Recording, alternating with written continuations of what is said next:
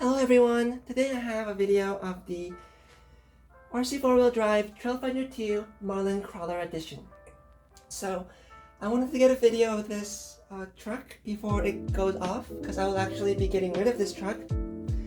As great as it looks, as awesome of a truck as it is, I wanted to get rid of it because I have something already in my collection that, in my opinion, does what I wanted this to do better. And also doesn't look half bad in my opinion. So after this video, I'm actually going to be going over and doing like a covert mission to my friend's house to deliver it to him without his wife noticing. So hopefully I don't really get him in trouble, but nevertheless I hope he enjoys, and I hope you guys enjoyed this video. So for those of you that don't know, the Marlin Crawler edition of the Trailfinder 2 is kind of like the upgraded performance version of it. So some changes that it has is, it of course has a different front end, like a different front grille and headlights. Has the metal tube bumper in the front, the Marlin Crawler roll bar, the bobbed rear bed, as well as the tube bumper in the rear. Very soft, aggressive tires, as well as beadlock wheels with scale hardware. And then it's also overall a shorter wheelbase, so it get high-centered much less. Has softer leaf springs. So there's a lot of cool little upgrades and isn't too much more expensive than the regular Trailfinder 2. So if you're looking for a Trailfinder 2 that will be used as like a class 1 competition car, this might be a good starting point for that.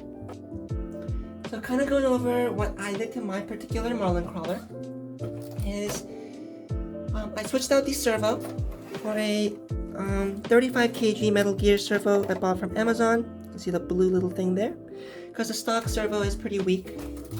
I also switched out the motor for a Tamiya 27-turn Mabuchi motor, because I wanted a little more wheel speed out of my car compared to the stock motor. So it worked a little bit better for my application there, so I switched that out. I also added the interior seat detail there, because I don't know why they include the dashboard but they don't include the seats, which I think is strange, but yeah. And I also put duct tape on this drive shaft here on the ends, and I'll kind of talk about why I did that in a second. I also added oil to the shocks and removed the internal springs because it doesn't need dual springs. And I also removed the leaf from each leaf spring to give it a little bit more articulation, and so the shocks will be, the springs will be a little softer. So pretty minor changes to mine. So I'll go over some stuff that I liked about it, and then some stuff I didn't like about it, and the reasons why I'm getting rid of my Marlin Crawler. So some stuff that I really liked about it. The major thing, of course, is the way it looks. There's no body clips on here, so that looks very realistic. Hard body, very cool. The windshield parts are Lexian, so those aren't gonna crack. So that's cool. All the little details, like the windshield wipers. The mirrors are rubber, so those won't break. Door handle details, all the like the light details and like the headlight buckets. Steel front bumper with the winch mount in the front that comes stock, so that's very cool. Like I said earlier, the stock tires are very sticky and very aggressive, and I really like these tires and the foams that it has. I might actually pick these wheels and tires up separately in the future for some of my other crawlers, because these are some of the best tires that I've ever felt, so I really like that. Rock slider on the side is plastic, so it's nice and smooth, but not too soft and not too stiff. So nice little rock rail there. So I like that. The scale hardware I thought was cool, though I didn't have the right tools to undo them. But I think that's still a really cool little detail. The roll bar, of course, looks very cool, and it's actually pretty stiff, so it'll actually work as a roll bar. There's also mounts for lights if you want to put lights on here. The rear tube bumper looks cool. I like the fact that it has a full depth bed, so you can actually use the bed for things. Though if you do want to use it as a truck, it might be better getting the regular Trailfinder 2, because it does have the longer bed. still thought that was very cool. And then the leaf spring suspension design is not the best for performance, but I thought it was very cool for realism. The whole construction of the truck is overall very good. The materials feel very quality. Axles are very skinny and very realistic, and feel very durable. And I like the overall heft and look of this truck. So, oh, and then the final thing is the transmission is buttery smooth. It's almost silent going down the road compared to some of my other crawlers. And the transmission has no notchiness or anything. It's very, very smooth. So you can definitely tell that it is kind of like a more bespoke RTR crawler. So for some stuff that I didn't like about it. So I mentioned the build quality for the most part is pretty good, but some of the stuff I had some issues with. First of all, this front bumper wiggles. And that's because the metal bumper mount, the bumper mount for this doesn't actually fit perfectly to the chassis rails, so it does have a lot of slop in it, which makes the front bumper move around quite a lot. I don't know if that's happening on all of them or if it's just a fluke with mine, but I did have that issue, and I did tighten the screws out all the way, all that, so it's not a matter of loose hardware, it's just literally the parts are not fit together properly, so there's a lot of slop there.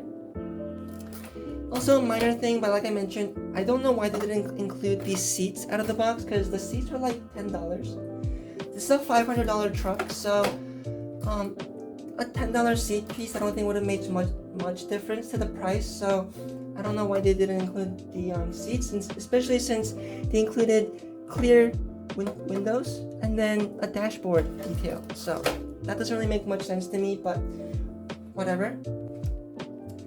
Another thing is to achieve the no body clips on the top, they did end up screwing the body to the chassis, so every time you want to unplug your battery, change your battery, do anything, you have to undo 4 screws and 2 body clips at the back, so that makes even less sense to me.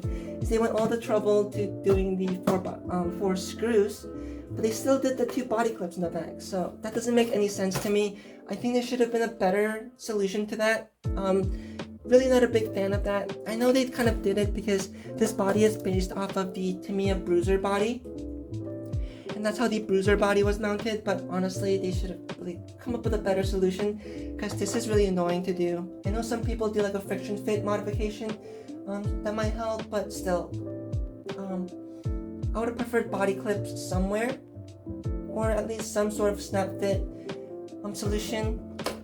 This is just annoying. I really didn't like that. The other thing is, like I mentioned, I had the duct tape on the drive shaft here, and the reason for that is because no matter how much I Loctited those screws, they would keep falling out as I drove, so that was really annoying. So I Loctited them and also covered them up in duct tape so they won't fall out anymore. But for such an expensive truck, it was annoying to have such like a simple and constant driveline failure. So that was a little bit irritating. Though it's easy enough to solve, so not a huge problem. It was just really annoying to deal with.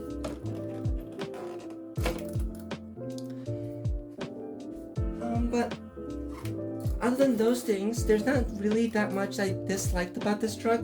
The articulation could be better, especially in the rear. The way the rear shocks are positioned makes the rear very stiff and has almost no flex at all. And that's kind of the trade-off for having a full depth bed, but that does hinder performance a lot. So the reason I got the Marlin Crawler Edition and why I got the Trailfinder 2 to begin with was because I wanted to have in my collection a leaf spring performance truck, like something I could keep up with some of my friends, like more upgraded trail trucks and crawlers, but with leaf springs, because I thought it'd be pretty neat to do that. But I ended up having something in my collection already that is leaf sprung but also performs better than this, and in my opinion, It still looks pretty decent. It's not a hard body or anything, but I think it still looks pretty decent.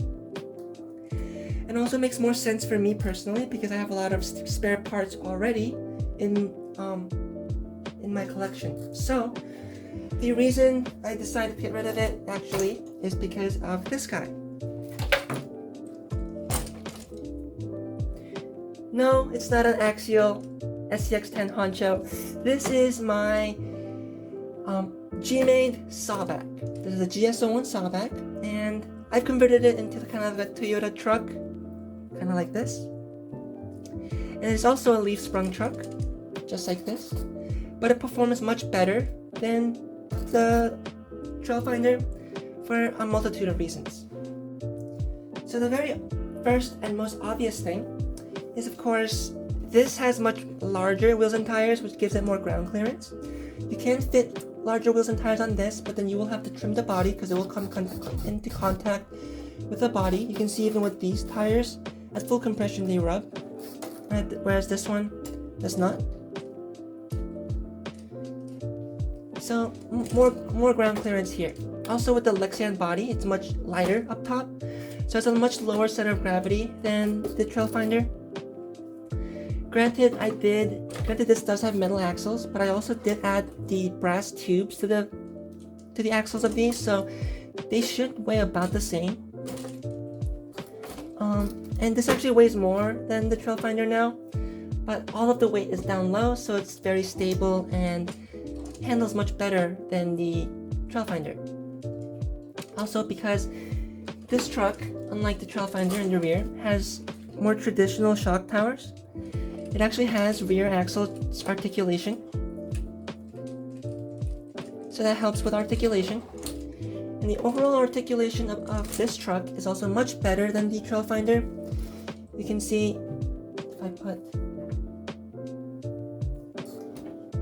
the two touring car wheels and tires on here, this rear tire is already lifted off the ground. Whereas with my G-Mate, no problem there. I'll even go with 3 wheels and tires. Still all on the ground. So definitely a lot more articulation. So a big up in that aspect as well. My saw bag, while not looking as realistic as the Trailfinder does, I much prefer having the body clips on top here because it makes it much easier to change the batteries out and whatnot. So I just prefer that. The scale look isn't that much of a deal to me anyway. So it's something I can kind of like take or leave. So if I can have no body clips on the top without it becoming a hindrance, then I'll take it. But if it becomes a major hindrance like it does in the Trailfinder, I'd rather not have it. So yeah. Let's see. I changed the weight of the battery on my saw back to the front, so a lot more front weight bias there than the Trailfinder. And then the transmission is the older center mount style with the motor in the center, and then just the drive shafts directly from the transmission. And while again it's not as scale as the Trailfinder 2, with this one I will not have the problem of the transmission becoming disconnected from the transfer case and that whole annoying situation that I was dealing with. It's just all one piece, so much easier to deal with and a lot less pieces to deal with as well. The drive shafts on this one is also just as beefy. The axles are a little thicker on the sawback, but not a huge deal again because of the higher ground clearance. I also really like the motor on axle design. Again, it's not as scale, but it's more direct and transfer a lot more torque directly to the steering than the chassis mounted design, so I like that a lot better as well. The leaf springs are also much longer, which after removing some springs allows them to be a little more stiffer as well. And the sawback has an available anti-wrap bar kit, so your leaf springs won't wrap around your axles, which is not something I've seen available with the Trailfinder. So another downside to the Trailfinder there compared to my sawback. So with all that said, am I saying that you should never get the Trailfinder 2 and always get a sawback? No, that's not what I'm saying. What I'm saying is for my particular use, I much prefer my sawback over the Trailfinder 2. And with how many RC cars I have, I don't really feel a need to have two of the same thing. So I will be getting rid of this and then using the money from this to invest more into upgrading and tuning this guy. And on top of that, this is a unique platform in my collection, whereas this one, I already have also the GS01 Komodo, which is essentially the same truck. So I already have a lot of spare parts for my sawback. So don't really see the point for me personally to keep this one around, which is why it's gonna go over to my friend and he's gonna enjoy it tons and tons. But if you still really like the Trailfinder 2 and want to check it out or get it for yourself, it's honestly not a bad truck, and I think if you understand what you're getting into, you're gonna be really happy with your purchase. So with that said, I hope you guys enjoyed this video, and I hope you guys have a great day.